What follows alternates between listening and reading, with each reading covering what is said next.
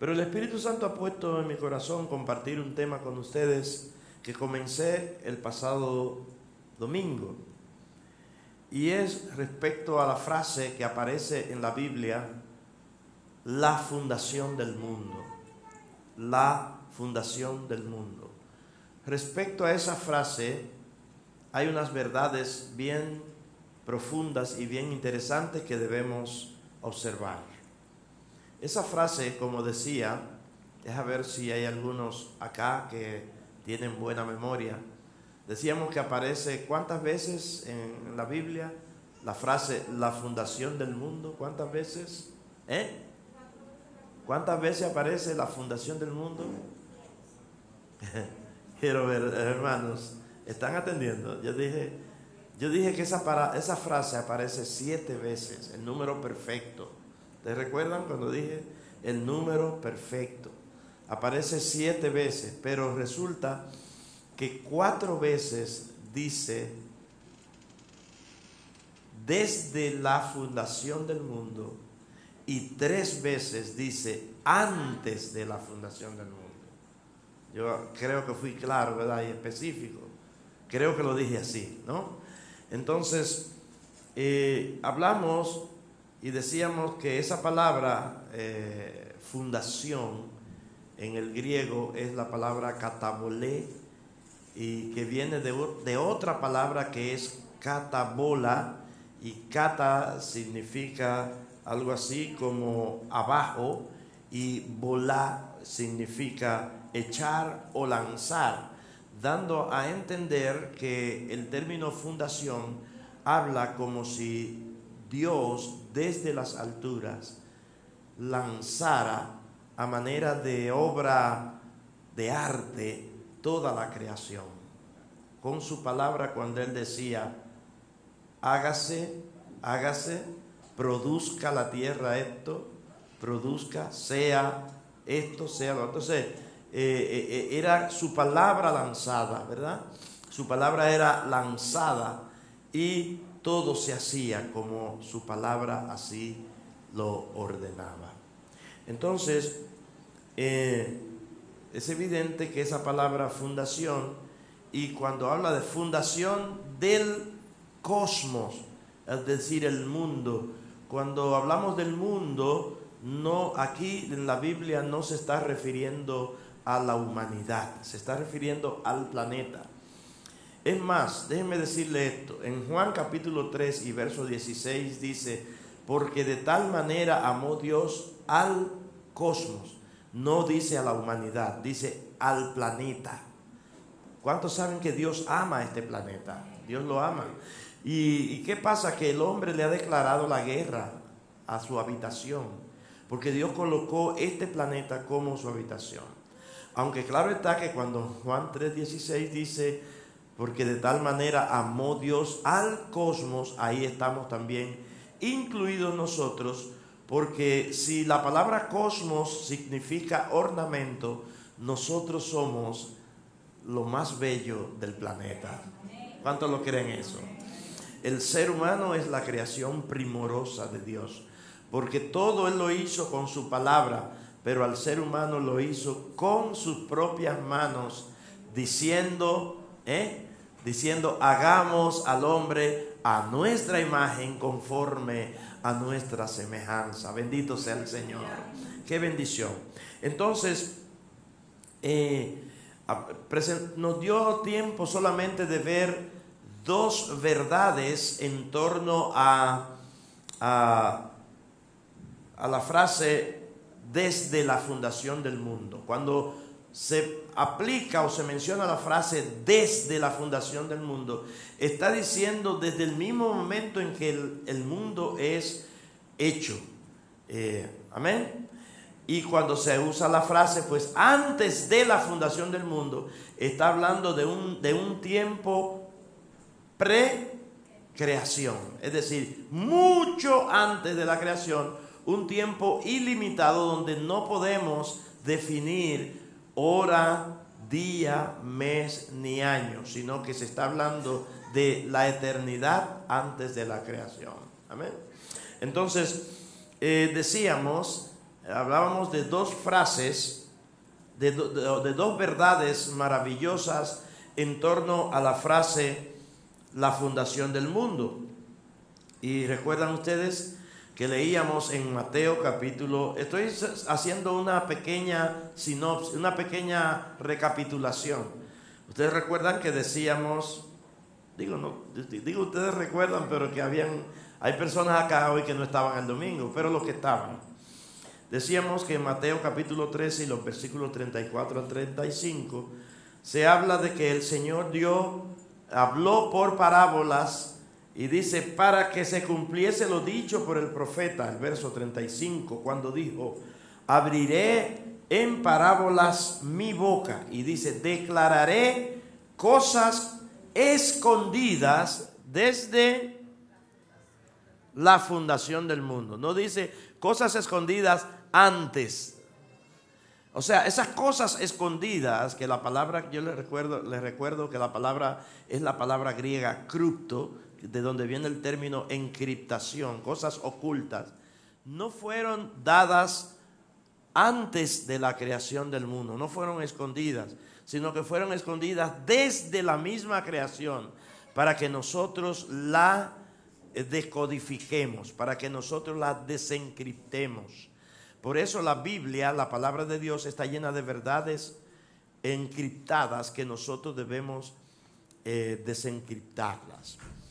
Y una de los cúmulos o podríamos decir, ese gran contenido de verdades encriptadas es el libro de Apocalipsis. En Apocalipsis, ustedes recuerdan que dice la palabra que fueron cosas reveladas. ¿Qué significa la palabra Apocalipsis? Revelación. Por lo tanto, ya no son cosas escondidas, pero fueron escondidas. Ustedes recuerdan que a Daniel Dios le dijo, sella el libro y guárdalo, ¿verdad? Porque esto es para el tiempo del fin. Por lo tanto, esas cosas escondidas, criptos, encriptadas, son desde la fundación del mundo. Y son para que nosotros las busquemos. Pero algo que dije también es que quienes tienen accesibilidad, quienes tienen acceso, quienes tienen la capacidad de desencriptar y de sacar esas cosas ocultas, son aquellos que tienen madurez. ¿Lo recuerdan? Oh, bueno. Creo que voy a tener que dar el mensaje del domingo otra vez. Porque veo como que parece que las cosas están sacando la palabra. No permita que nada le saque la palabra, hermano, ni de la mente ni del corazón. Recuerdan que leímos en 1 Corintios que dicen que cosas que ojo no vio, ni oído oyó, ni han subido a corazón de hombre, son las que Dios tiene preparadas para los que le aman. Y decía que los que le aman son aquellos que han alcanzado madurez, porque una persona que ha alcanzado madurez es la que tiene capacidad de manifestar amor al Padre. Un inmaduro no manifiesta amor al Padre como lo manifiesta, no quiere decir que no ame al Padre, pero no lo manifiesta como lo manifiesta una persona madura. ¿Por qué? Porque el inmaduro está más ofuscado y más aferrado a su propia alimentación, a lo suyo.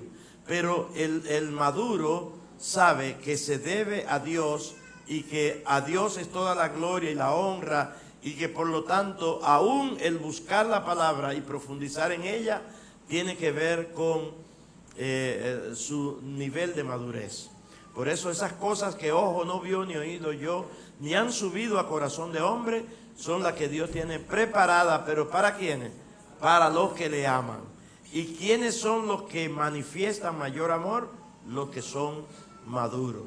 Por eso dice en la palabra, que se lo voy a leer de nuevo en 1 Corintios, el capítulo 2 y el versículo 6, dice, hablamos sabiduría entre los que han alcanzado madurez.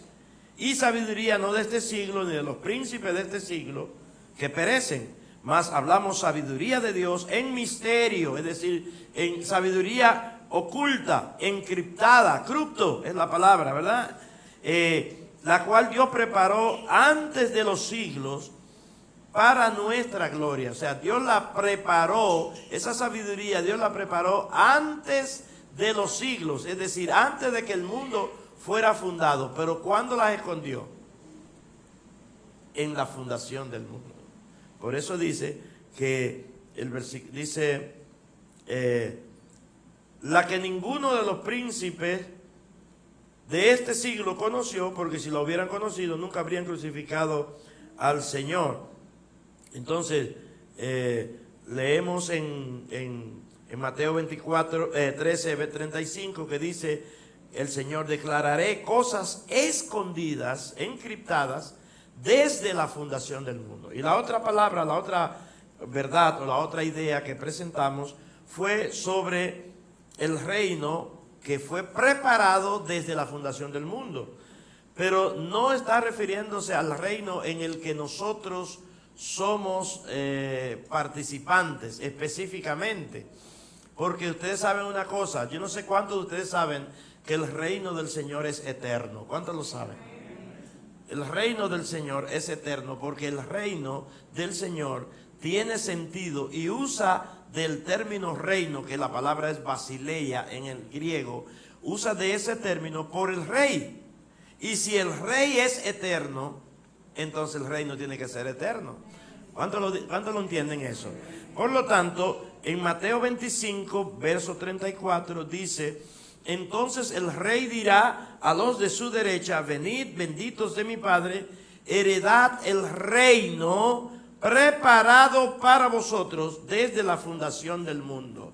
En otras palabras, ese reino es preparado para las naciones que van a gobernar, o que van a participar del reino de Jesucristo. Ustedes entendieron lo que estuve diciendo el domingo pasado. Cuando aquí dice preparado para vosotros, no quiere decir para nosotros, los hijos de Dios. Hello. Cuando dice hereden el reino, heredad el reino preparado para vosotros desde la fundación del mundo, allí no está hablando de nosotros, está hablando de naciones. Amén. Y ustedes recuerdan que les leí en el versículo, bueno, se lo voy a leer otra vez. Tengo que hacer el resumen un poquito más amplio porque hay personas que no estaban. Por eso es que es bueno venir siempre a escuchar la palabra de Dios, y más ahora en este tiempo que se está terminando. En Mateo el capítulo 25, dije, Mateo 25 y el verso 34, perdón, el verso 31, pero es el verso 34. El verso 31, miren lo que dice. Dice, es el verso, son los versos anteriores, el contexto anterior. Dice: cuando el Hijo del Hombre venga en su gloria y todos los santos ángeles con él, entonces se sentará, ¿dónde? En su trono de gloria. Y el verso 32 dice: y serán reunidas delante de él la iglesia, o los hijos de Dios. No. Todas las naciones serán reunidas. Y yo les expliqué a ustedes que no es que se va a juntar toda la gente como en un estadio. Lo de África aquí, no vamos a caber en ningún sitio. Cuando dice serán reunidas delante de él todas las naciones, está hablando de los que representan esas naciones. Ahora mismo hay una organización que se llama la ONU. La ONU es la Organización de las Naciones Unidas. Cuando esa gente se reúnen y no falta ni un solo país, en ese auditorio donde ellos se reúnen, están reunidas todas las naciones. ¿Me están entendiendo? Ok, entonces el Señor va a reunir a todas las naciones, pero dice, apartará unos a su derecha y otros a su izquierda. ¿Hello? Y está hablando de naciones. Los que va a poner a su derecha son aquellos que fueron de bien a los hijos de Dios estuvieron aquí en la tierra como nación. ¿Por qué? Dice, pondrá las ovejas, verso 33, a su derecha y los cabritos a su izquierda. Entonces el rey dirá a los de su derecha, venid bendito de mi Padre, heredad el reino preparado para vosotros desde la fundación del mundo. En otras palabras, cuando el Señor funda el mundo, se propone bendecir a todas las naciones. Pero hay naciones que van a ser echadas a un lado porque persiguieron a los hijos de Dios, porque no fueron consecuentes con los principios escriturales. Y hoy día estamos viendo naciones que están abriendo sus, podríamos decir, aquellos, sus papeles, lo que son sus ordenanzas y todo eso, la están abriendo al sistema y la están dedicando al sistema, ¿verdad? Sus constituciones es la palabra que quería decir. Nuestra nación, República Dominicana, todavía se mantiene cerrada a permitir que aquí se legalice el aborto, que aquí se legalice la unión de homosexuales, y todo esto está cerrada. Por eso el diablo trata de buscar la forma de dañar nuestra nación. Y nuestra nación no quiere que los principios que atentan contra la familia, y sobre todo que atentan contra Dios, sean eliminados. ¿Ustedes recuerdan unos días atrás que había gente que estaban tratando de que se quitara el escudo, la Biblia del escudo? Pero eso no se ha permitido ni se va a permitir, porque en esta nación hay un pueblo de Dios que representa a Dios y que está dispuesto a pagar un precio porque esta nación se conserve en los principios de la palabra. Entonces, ustedes pueden estar seguros que eso hace de que esta nación sea una de lo que en el juicio de las naciones sea colocada al lado derecho. Pero hay otras naciones que no, hay otras naciones que mejor están persiguiendo y están tratando de erradicar la Biblia, están quitando la Biblia y todo eso. Y les puse como ejemplo la nación de China. En China se está prohibiendo el uso de la Biblia y de los libros sagrados. Estoy hablando de libros sagrados de otras religiones, Corán y todo eso, pero a quienes ellos más persiguen ahora mismo es a los cristianos. Entonces, díganme ustedes si cuando el Señor venga y sean establecidas todas las naciones reunidas delante de Él, va a poner a la China a su derecha. No, la va a poner a su izquierda. A los de su izquierda le va a decir, apártense de mí, yo no les conozco, ustedes nunca tuvieron en cuenta. Pero ¿cuándo no lo hicimos? ¿Cuándo fue que te fallamos? Porque tuve hambre y no me diste de comer, tuve sed, no me diste de beber, fui forastero, no me recogiste, estuve desnudo, no me vestiste. Todo esto. Pero Señor, ¿y cuándo fue que no hicimos eso? Por cuanto no lo hicieron a uno de estos, mis hermanos más pequeños, tampoco a mí me lo hicieron. Y dice, irán estos al castigo eterno. Óigame, está hablando de naciones que van a desaparecer por eso mismo, porque se levantaron contra los principios de Dios. ¿Estamos acá? Por lo tanto, ese reino preparado es para ¿quiénes? Para esas naciones. ¿Ya me entendieron, mis hermanos? Porque no es preparado para nosotros, porque ya nosotros pertenecemos al reino desde antes de la fundación del mundo. Por eso lo vamos a ver más adelante. ¿Me entienden? Ese reino es el reino que es preparado para las naciones. Porque las naciones, muchas naciones van a disfrutar del reino, aún sin haberse convertido a Jesucristo. Porque no estamos hablando aquí de conversión. La salvación es algo individual. ¿Cuántos lo creen eso? Amén. Pero el reino de Jesucristo es algo global, es universal. Por lo tanto, si desaparecen de la faz de la tierra, son eliminados los que no tienen al Señor o las naciones, nada más quedamos nosotros. Entonces, ¿a quién nosotros vamos a gobernar? ¿A nosotros? No. Nosotros vamos a gobernar también. ¿No lo dice la palabra? Dice, el que venciere, yo haré que se siente conmigo en mi trono, así como yo he vencido y me he sentado con mi Padre en su trono. Por lo tanto, mis amados, van a haber súbditos, es decir, naciones que van a entrar al reino. Y entendemos por la palabra de Dios que durante ese reino habrá muerte también. Hello. Estamos hablando del reino de los 1000 años. No estamos hablando del gobierno eterno o de la eternidad. Estamos hablando de 1000 años de reinado. Y habrá paz, ¿por qué? Porque Satanás será atado. Será atado. Y será atado por 1000 años. Entonces en ese reino, en ese gobierno, nosotros estaremos, pero no estaremos como súbditos. ¿Cuáles son los súbditos? Los que son gobernados. Nosotros estaremos como gobernantes. ¿A usted no le da gozo eso? ¿Por qué? Porque ahora mismo yo soy un gobernado por el rey. El rey gobierna en mi vida. Por eso el Señor quiere que su reino primero comience en nuestro corazón. Por eso dice una de las parábolas que el reino de los cielos es semejante a una pequeñita semilla de mostaza que es sembrada, pero que luego entonces crece y se convierte en un tremendo árbol. Esa semillita de mostaza fue colocada aquí en mi vida, y por eso yo puedo decir que Jesucristo es mi Rey y mi Señor. Y usted puede decir lo mismo también, pero tenemos que darle el señorío a Cristo. Tenemos que dejar que Él gobierne, no hacer nosotros las cosas como nos da la gana. Así es. Entonces, bien, ahora sí puedo entrar a la segunda parte, porque vamos a ir al libro de Apocalipsis, al capítulo 17 y el verso 8. Allí encontramos de las 4 expresiones desde la fundación del mundo, la número 3. Recuerden que la número 1 la vimos en Mateo 13, 35. La número 2 la vimos en Mateo 25, 34. Y ahora la número 3 la vamos a ver en Apocalipsis capítulo 17, verso 8. Leemos, ¿están acá, hermanos? ¿Están despiertos?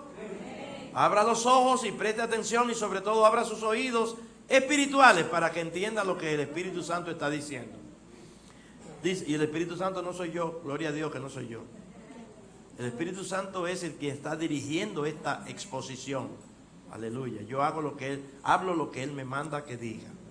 Dice Apocalipsis 17:8, la bestia que has visto era y no es, y está para subir del abismo e ir a perdición.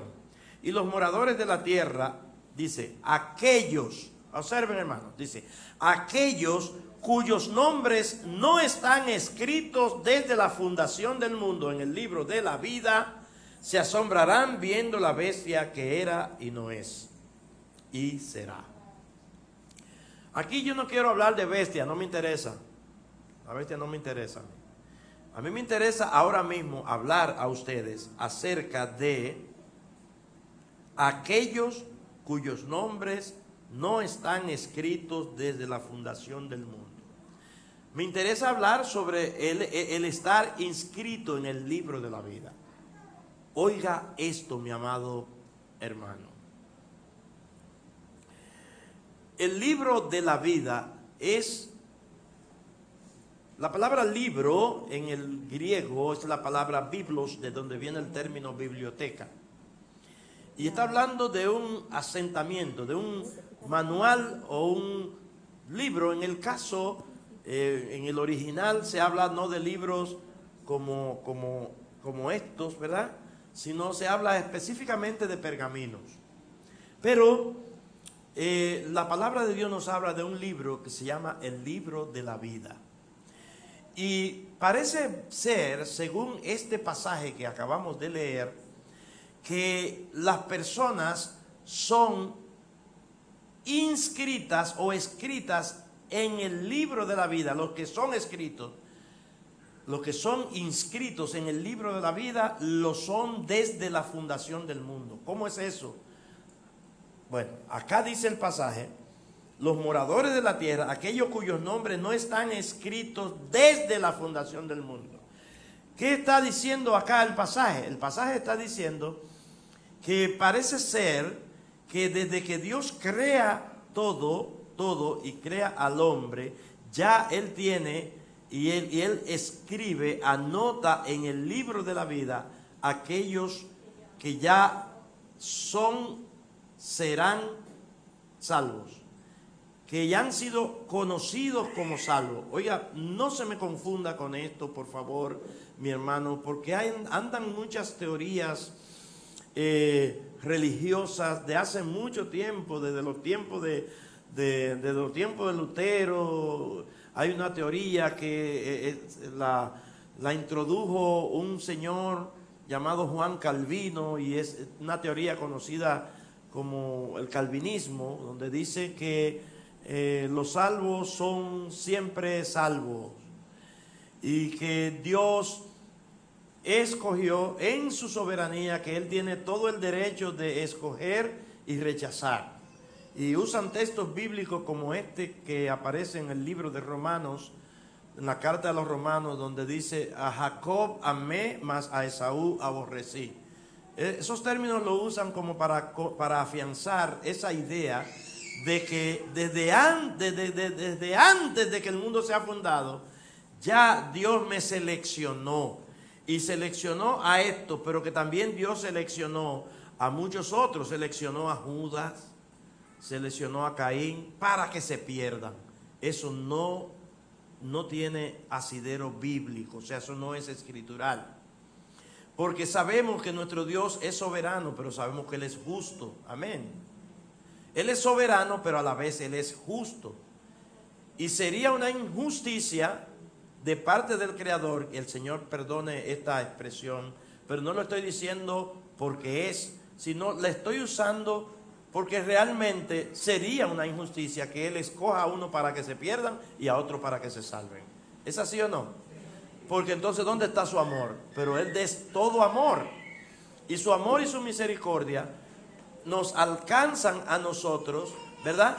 Aún para ser salvados. Su amor y su misericordia nos alcanzan. ¿Cuántos lo creen eso, mis hermanos? Amén.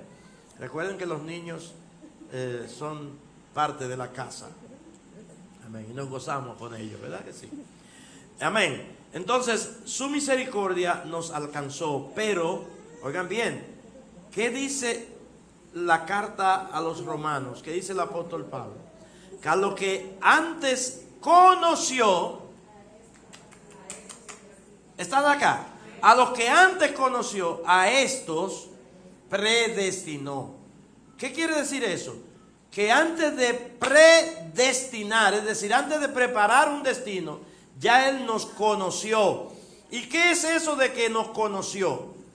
Eso de que nos conoció no quiere decir que escogió a Emilio y rechazó a Ambrosio. No, Ambrosio se va para el infierno. Ese va para el lago de fuego. Pero me llamó la atención Emilio. No, eso no quiere decir. Cuando dice a los que antes conoció, quiere decir que en su infinita sabiduría, en su eterna omnisciencia, ya Él sabía que cuando me presentara a mí el plan de salvación, yo lo iba a aceptar. Y yo lo iba a aceptar no tanto porque Él quiso, sino porque Él puso en mí lo que se llama, y aunque esa palabra no me gusta usarla mucho, pero se usa, es una palabra, podríamos decir, no es una palabra bíblica, pero es una palabra teológica. Aunque puso en mí lo que se llama albedrío, yo tengo el derecho, porque Él me lo otorgó, de escoger el bien y rechazar el mal. ¿Están acá, hermanos?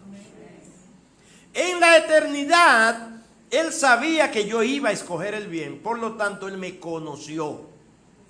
Y ese término conocer quiere decir que se aferró a mí, se apegó a mí. Oh Dios, ustedes me están entendiendo, hermano. Él sabía que tú ibas a recibir ese regalo que Él iba a dar. Y Él sabe que muchos lo van a rechazar. Y óigame bien, óigame lo que voy a decir. Muchos van a rechazar ese regalo y Él siempre se lo va a seguir dando, siempre se lo va a seguir dando, y va a buscar toda la forma de que esa persona acepten el regalo, aunque Él sabe de antemano que no lo van a aceptar. ¡Wow! ¡Qué amor tan grande es el de nuestro Padre! Bendito sea tu nombre, Señor. Nosotros no merecemos eso, Padre. Él sabe que van a rechazar, pero aún así, hasta el último momento de la muerte, hasta en el momento de la muerte, le va a estar buscando. Es que en el infierno y en el lago de fuego, esa persona va a llegar a una conclusión. Dios me dio oportunidad y yo la rechacé. Entonces, a nosotros Él nos conoció. Diga conmigo, Él me conoció. En otras palabras, Él sabía en su sabiduría infinita, Él sabía que yo iba a aceptar y por lo tanto me escogió, se aferró a mí y dijo, no, Él me va a aceptar. Entonces, como Él me va a aceptar, como ella me va a aceptar, como ella va a aceptar el plan de salvación, como Él va a aceptar este plan, entonces le voy a preparar un destino. Y el destino que le voy a preparar es que sean semejantes a mi hijo. Denle un aplauso al Señor, hermano. Yo creo que eso es demasiado grande. Esto es demasiado grande, hermano. Esto es para usted y yo vivir de rodillas. Y si es necesario, arrastrándonos de barriga, dándole gracias a Él. Porque es por su misericordia.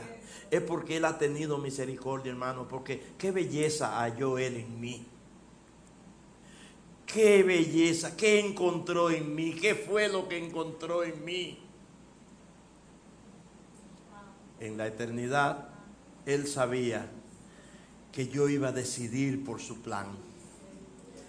Que yo iba a entender desde pequeño que su plan era perfecto y maravilloso para mí. Por eso entonces dijo, desde ahora el destino tuyo es parecerte a mi Hijo Jesucristo. ¿Ustedes entienden esto, hermano? Esto es maravilloso. Yo siento la presencia del Señor cuando hablo de esto. Porque esto no tiene explicación alguna. Esto es algo misterioso, es algo oculto. Y entonces lo grande de esto, hermanos, es que no hay injusticia en Dios. No hay injusticia alguna en Él, todo lo contrario. Esto lo hace más justo a Él. Porque en su soberana justicia, Él le sigue dando oportunidad al que se pierde. Hermanos, les voy a hacer una pregunta a ustedes. ¿Hasta cuándo creen ustedes que Jesús amó a Judas? Todo el tiempo. ¿Hasta qué momento? Hasta que se perdió. Hasta que se perdió. Y entonces muchos se preguntan y dicen, pero espérese, pastor, porque la Biblia habla de que Judas era hijo de perdición. Pero claro, hijo de perdición se denomina así porque ya Dios sabía de antemano que se iba a perder. Era un hijo de perdición. Pero ¿creen ustedes que nada más es Judas el único hijo de perdición? Muchísimos hijos de perdición andan ahí en la calle. Por eso es que usted no sabe quién es hijo de perdición y quién es hijo de salvación. Usted no sabe quién va a aceptar al Señor, porque ya Dios lo conoció desde antes de la eternidad. Entonces por eso que usted y yo tenemos que dar la palabra de Dios. Por eso es que tenemos que bendecir al otro. Amén. Entonces lo grande de esto es que Él escribe su nombre en el libro de la vida. ¿Y cuándo lo hace? Cuando Él funda el mundo. Repito, aquellos cuyos nombres no están escritos desde la fundación del mundo en el libro de la vida. La palabra vida aquí, vuelvo y lo repito otra vez, no está hablando de, porque no podemos confundir el libro de los vivientes con el libro de la vida, no lo confundan. ¿Hello?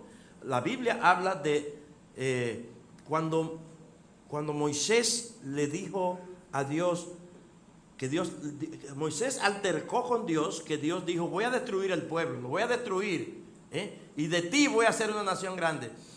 Moisés retó a Dios y le dijo, mira, ¿dónde está tu misericordia entonces? ¿Qué vas a decir que tú sacaste el pueblo de Egipto para destruirlo aquí en el desierto? Oye, eso es Moisés hablando con Dios, y no le faltó el respeto, ¿Qué es lo que va a decir la gente? Ah, pero qué Dios tan bueno, lo sacó de esclavitud para prenderle fuego ahí en el desierto. Mira, si tú vas a hacer eso con el pueblo, dice, erradícame de tu libro Y usa específicamente del libro de los vivientes. ¿Qué era lo que Moisés le estaba diciendo? Quítame la vida, mátame, porque yo estoy trabajando de más. Si tú vas a hacer eso. El libro de los vivientes es una cosa y el libro de la vida es otra. El libro de la vida, la palabra vida allí es la palabra Zoé. Y ustedes saben que el término vida aparece, hay varios significados. Está el bios, que está hablando de lo que es la vida física, de lo que es este aliento, aliciente de vida que tenemos. Pero en la palabra vida, la verdadera vida, en el griego la palabra que aparece es Zoé, que se está refiriendo a la vida de Dios. Y se está refiriendo exclusivamente a Cristo. ¿Sí o sí? ¿Qué dijo él? Yo soy el camino, la verdad y la vida. Aleluya. Bendito sea el Señor. Yo soy el camino, yo soy la verdad, pero yo soy la vida. ¿Y qué dijo Juan? En primera Juan, el capítulo 1, léalo, vaya conmigo. Le dije que esto va para largo y que voy a tener que seguir. En primera Juan, el capítulo 1, primera Juan está antes de Judas y Judas antes de Apocalipsis. Bueno, primera Juan, en su capítulo 1, estamos acá, hermano. El versículo 1 dice: lo que era desde el principio, lo que hemos oído, lo que hemos visto con nuestros ojos, lo que hemos contemplado y palpado en nuestras manos tocante al verbo de vida. Y entonces dice el versículo 2: porque la vida fue manifestada y la hemos visto. Aleluya. Esto es que la vida la hemos visto. Hemos visto la vida. Y la vida es algo que se puede ver. Bueno, es algo abstracto en el sentido de que es lo que poseemos, ¿verdad? ¿Y cómo se manifiesta? Bueno, usted me ve caminando, ese está vivo, tiene vida. Usted me ve caminando, me ve respirando, pero esa vida a la que usted está refiriéndose es bios, es la bios. ¿Me están entendiendo? Pero aquí se está hablando de la verdadera vida. Que hay mucha gente que tienen la bios, pero no tienen la Zoé. Y esa es la que nosotros tenemos, la vida de Cristo. Es Cristo mismo, dice, porque la vida fue manifestada y la hemos visto y testificamos y os anunciamos la vida eterna, la cual estaba con el Padre y se nos manifestó. Esa vida fue manifestada a nosotros. Por eso usted y yo tenemos vida. Y no es vida porque estamos vivos, hermanos, físicamente. Tenemos a Cristo y Él es nuestra vida. Esa vida fue manifestada. Entonces, como Él es nuestra vida y yo estoy en Él y Él está en mí, yo estoy escrito en el libro de la vida. Mi nombre está inscrito en el libro de la vida. Oigan esto que le voy a decir. Cuando habla de nombres inscritos en el libro de la vida, no quiere decir necesariamente que sea el nombre que te puso tu mamá y tu papá. Porque hay una promesa en el libro de Apocalipsis. ¿Lo podemos leer, hermanos? Por favor, lo podemos leer. En el libro de Apocalipsis, dice el capítulo 2 de Apocalipsis, y el versículo 17, ¿están acá, mis amados? Ok, dice: el que tiene oído, oiga lo que el Espíritu dice a las iglesias. Por favor, hermano, no pierda, no desvíe su mirada de nada. Manténgase aquí. Oiga lo que el Espíritu dice a las iglesias. Al que venciere, daré a comer del maná escondido. ¿Cuál es el maná escondido? ¿Cuál es el maná? Es eso, esas cosas escondidas, reveladas. Y solamente un vencedor es que va a comer de eso. Y un vencedor está hablando de una persona madura. El inmaduro no puede absorber esas cosas. Por eso Dios quiere que usted madure en Dios. Por eso Dios quiere que usted sea íntegro y que ya sea capaz de discernir y manejar las cosas en el Espíritu. Un inmaduro se ofende por cualquier cosa. Una persona madura justifica la ofensa del otro. No. Usted no me entendió. Usted no entendió lo que yo dije. El maduro oye a otro que le dice: tú eres una porquería. A mí: vecino, usted es una porquería, usted no sirve. Si yo soy maduro, entonces yo justifico lo que él está haciendo.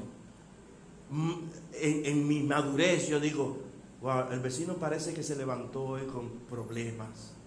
¿Qué le estará pasando? ¿Qué situación difícil estará atravesando mi vecino? ¿Me están entendiendo?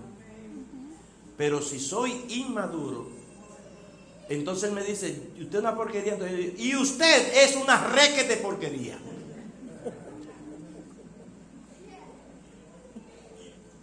O sea, me le voy por encima y lo voy a herir porque estoy trabajando con madurez.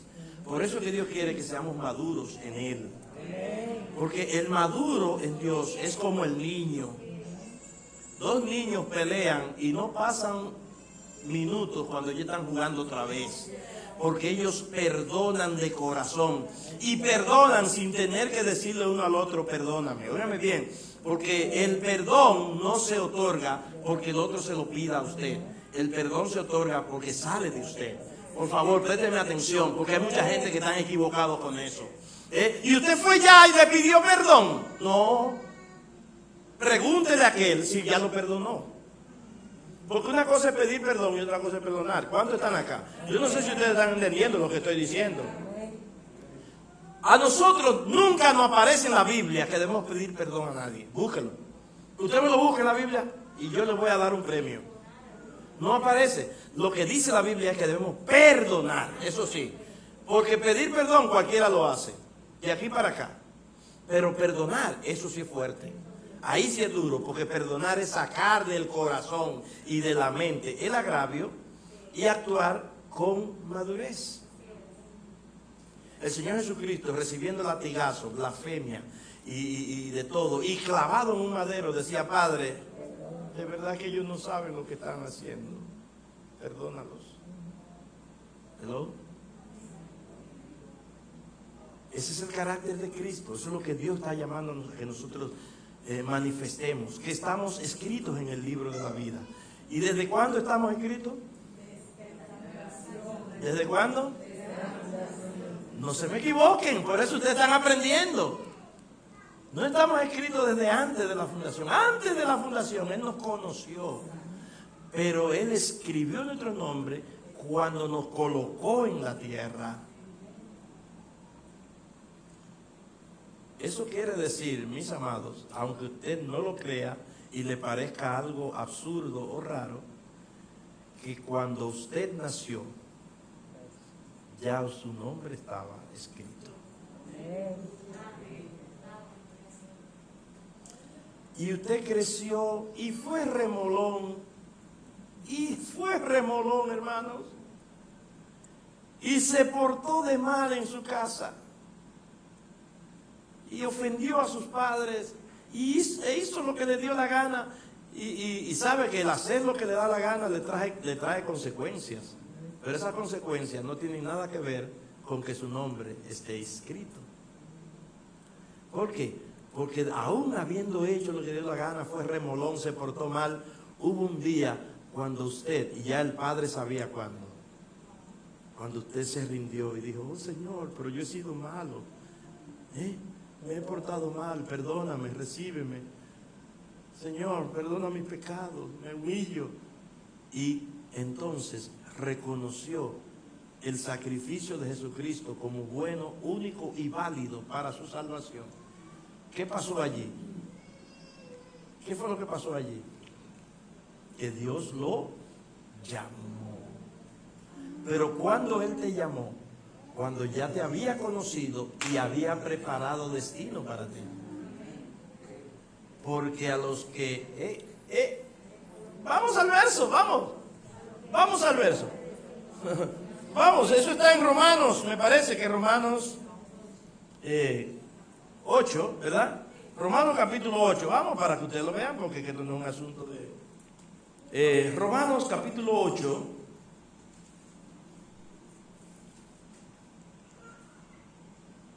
versículo 29. Porque a lo que antes, cuando dice antes, ¿de qué se está refiriendo? ¿Antes a qué? ¿Antes de qué?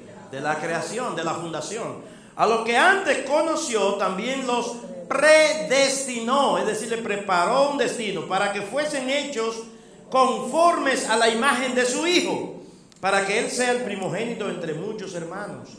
Y a los que predestinó, a esto también que llamó. ¿Y cuándo fue eso? Aquel día.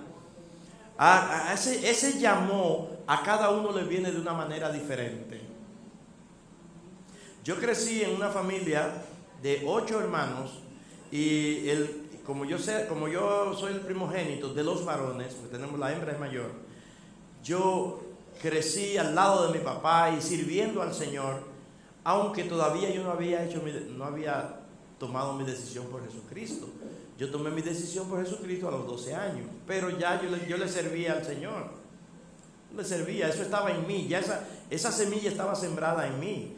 Y yo a los 9 años, a los 8, a los 10 años, yo daba clases bíblicas y todo eso con mi papá. Pero mis hermanos fueron cogiendo cada uno como su camino. Y había uno que se perfilaba a ser uno de los tigres más fuertes de los Minas. Se llama Samuel Ramos, que hoy es un apóstol de Dios, un profeta de Dios, un hombre poderoso en Dios. Y ese se perfilaba a ser uno de los tigres más malos de por allá, porque lo de él era... Y ¿saben una cosa? Una noche él estaba viendo una película sobre el infierno. Y eso fue suficiente para él llegar a casa. Eso sí fue sobre el infierno, creo que fue así, sobre el infierno o el rapto, no sé. Eso fue más que suficiente para llegar a casa, tirarse de rodillas delante de mi mamá y decirle a mi mamá: yo quiero recibir el perdón de mis pecados, yo quiero recibir a Cristo. Qué forma de llamarlo, ¿verdad que sí? Pero hay otros que Dios lo llama, ¡pum!, un accidente y ya está a punto de morir. Y se va a morir y nadie lo salva. Y allí recuerdan que la hermana Claudia, la vecina me hablaba de Jesucristo. Y allí en ese momento dicen: Señor, yo clamo a ti, me arrepiento, perdona mis pecados, sálvame. Y a los 2 o 3 minutos, ¡pum!, se muere. ¿Dónde lo llamó Dios? Allí, en ese momento. Cada uno tiene su llamado diferente, pero cada uno fue conocido desde antes de la fundación del mundo y cada uno fue predestinado a ser hecho semejante al Hijo de Dios desde antes de la fundación del mundo. Por lo tanto, a los que predestinó, a estos también llamó. Ahora, Él me llamó, pero Él no deja todo ahí. Él completa el ambiente en nuestra vida. Aleluya. Bendito sea el Señor. Dice: a los que llamó, a estos justificó. ¿Por qué tenía que justificarnos? Porque no éramos justos. No éramos justos. ¿Por qué tenía que justificarnos? Porque no éramos justos. ¿Y qué es esto de justificar? Oiga bien, guarde esto en su mente, en su corazón, y si quiere lo puede anotar. Justificar es hacer justo lo que no es justo. Eso es justificar. Diga: hacer justo lo que no es justo. Usted y yo no éramos justos, pero como estábamos en un plan, Él nos llamó, aceptamos su llamado. Entonces, ¿qué hizo? Nos justificó, es decir, nos hizo, ¿qué? Justos. ¿Cuántos fueron justificados acá? ¿Cuántos fueron justificados? Aleluya. Y cuando dice nos justificó, está diciendo que Él nos dio esa prerrogativa a nosotros. El mismo libro de Romanos, la carta de Romanos, dice: justificados pues para con Dios tenemos paz por medio de nuestro Señor Jesucristo. Hello. Hay un anécdota muy lindo que me llama mucho la atención. Y es el de un juez que está recibiendo casos para dar veredicto. Caso número 4. Pero cuando llama el caso número 5, quien entra, para su sorpresa, no es nada más y nada menos que su hijo, que fue apresado por un error que cometió. Su hijo. Entonces allí él comienza a trabajar el caso de su hijo, como si no fuera su hijo. Cuando llega el momento de dar el veredicto, dice, bueno, todo aquí dice e indica que usted es culpable. Así que lo sentencio a una multa de $5,000. Se quitó la toga, bajó del estrado, sacó la cartera y pagó $5,000.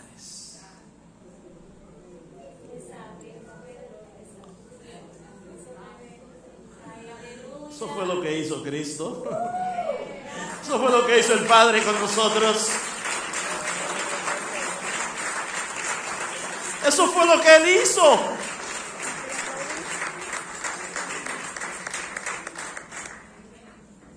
Se despojó de sí mismo.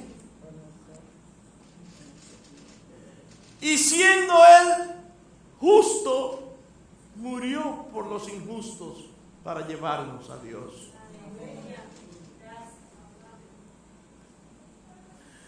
Todo eso porque ya había algo escrito. Pero yo no le terminé de leer a ustedes Apocalipsis, porque yo le hice una pregunta ahorita. Y la pregunta fue, ¿cuál es el nombre que está inscrito? ¿Será Josefina? ¿Será Concepción? Se lo pusieron en honor a un demonio. ¿Será ese el nombre que está inscrito? Apocalipsis, capítulo 2, verso 17 dice, le daré una piedrecita blanca y en la piedrecita escrito un nombre nuevo, el cual ninguno conoce sino aquel que lo recibe. El Señor puso un nombre nuevo a ti. Oye esto, porque resulta que tú no le ibas a dar honor a ese nombre. Por eso Él te lo puso y lo mantuvo ahí. Y cuando tú entres a la esfera espiritual, celestial, tú te vas a encontrar con que es un nombre diferente al nombre bajo el cual tú actuaste con todos esos defectos, con todas esas mañas.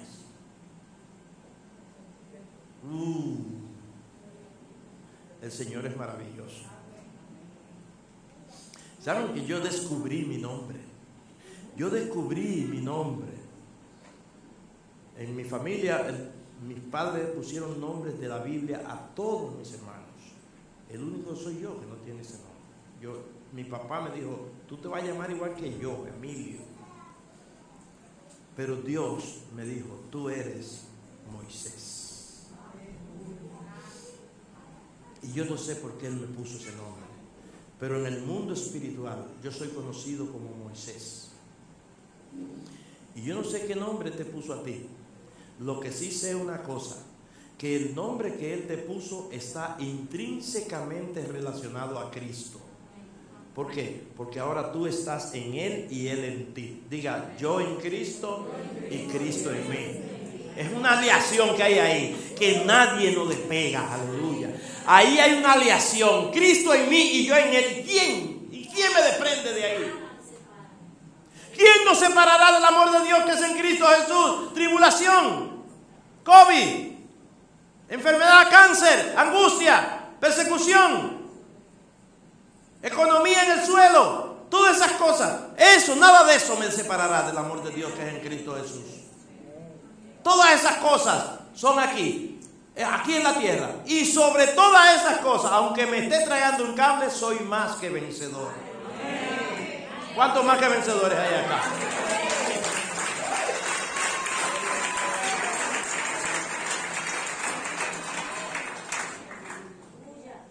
Termino citándoles un versículo de la Biblia, donde el Señor Jesucristo, bueno, el versículo no lo sé ahora mismo, el pasaje, el texto, pero me llegó así, el Espíritu Santo me lo trajo a colación. ¿Cuántos de los hermanos que están acá se gozan? ¿Cuántos se gozan? El gozo de nosotros muchas veces viene como resultado de una experiencia maravillosa. Hay personas que se gozan porque le subieron el sueldo. ¿Y qué pasa cuando el sueldo estaba bajito? ¿No se gozaba? Ahora se goza. Ok, pero en una ocasión los discípulos vienen huyendo delante del Señor, vienen corriendo y le dicen: Señor, hasta los demonios se nos sujetan en tu nombre.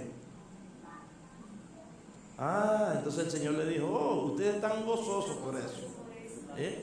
Se están alegrando por eso. ¿Dónde está eso?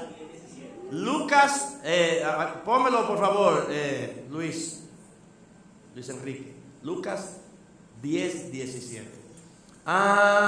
Ustedes están contentos porque los demonios salieron huyendo. Ustedes han visto, hermanos, que se regocijan por eso, cuando ven que los demonios salen. Y se regocijan no tanto porque los demonios hayan salido, sino porque ellos tienen autoridad. Aleluya. Mira, el Señor me dio una autoridad a mí para yo sacar a los demonios. Y se gozan por eso. Pero eso es un gozo egocéntrico. Eso es egoísta. Tú te estás gozando porque el Señor te dio autoridad para sacar demonios. No, espérate. Es que la autoridad no está en ti. La autoridad está en el nombre. Es en el nombre. ¿Qué dijeron ellos? Señor, estamos felices porque hasta los demonios se nos sujetan en tu nombre. Por favor, Luis Enrique, dame el versículo. Lucas 10:17. Entonces dice que volvieron con gozo diciendo: Señor, aún los demonios se nos sujetan en tu nombre. Y el verso 18 dice: y les dijo, ¿saben lo que le dijo Jesús? Por eso era que yo veía a Satanás caer del cielo como un rayo. El pobre. Pero dice el verso 19: he aquí, os doy potestad de hollar serpientes y escorpiones y sobre toda fuerza del enemigo, y nada os dañará. ¿Y qué dice el 20? Pero no se regocijen de que los espíritus se les sujetan. No se regocijen de que usted tiene don de lengua. No se regocije de que usted canta bien. No se regocije de que usted hace muchas cosas en la iglesia. No, eso no debe, eso no es. No se regocije de que usted le quitó el hambre a alguien. No se regocije de eso. Dice: regocíjense de que sus nombres están escritos en los cielos. Eso es lo que tiene que traer regocijo. Que tu nombre está escrito. ¿Y cuándo lo escribió? En la fundación del mundo. Así que todo lo que consideran por esto que hemos dicho en este momento, que sus nombres están escritos y que esto les causa gozo, yo le voy a pedir que se ponga de pie. Todo el que considera que su nombre está escrito, póngase de pie, corriendo. Y si usted no considera que su nombre está escrito, voy a hacer esto que hace mucho no lo hago. Entonces usted tiene que hoy venir ante el Señor. Si usted no considera que su nombre está escrito, usted tiene entonces que arreglar cuentas con Dios y hacerlo ahora y decirle: Señor, yo entiendo tu palabra y mi corazón se ablanda ahora en este momento. Te pido perdón por mis pecados.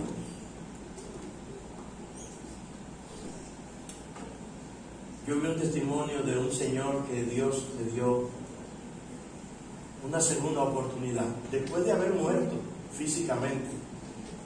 Milagrosamente el Señor lo trajo a la vida. Y él, testificando en un programa de televisión, él dijo: yo me he acostumbrado ya a todos los días pedirle perdón al Señor por mis pecados y pedirle perdón y pedirle que me ayude a mantenerme firme. Todos los días, lo primero que hago es orar, porque nosotros hacemos muchas cosas, pero pedirle perdón al Señor, usted no sabe cuánto le faltó en el día de ayer. Usted no sabe cuánto usted se despreocupó espiritualmente durante esta semana. Se despreocupó tanto durante esta semana, oiga bien, que muy pocas veces mencionó su nombre. Se despreocupó tanto en estos días que se olvidó de su misericordia. Y el salmista era muy sabio cuando le decía a su alma: mira, alma mía, no te olvides, no te olvides de ninguno de sus beneficios. Ayer me pasó un carro cerca, pero lo que tú menos te imaginabas, no te pasó nada, ni tal vez tú sentiste miedo, pero el chofer sintió que fácilmente se iba para arriba de ti y supo maniobrar, y tú no te diste cuenta. Tú no te diste cuenta porque tú estabas en la calle. O qué sé yo, ¿qué te pasó? ¿Qué pasó en la noche? Tal vez tú estabas a punto de sufrir un derrame, o estabas a punto de sufrir un cardíaco, y Dios manejó y obró que tu corazón latiera bien y que eso no te ocurriera, porque Él es quien tiene control de nuestras vidas. A ti y a mí no nos va a llevar enfermedad ni pestilencia alguna. A ti es el Señor que nos va a sacar.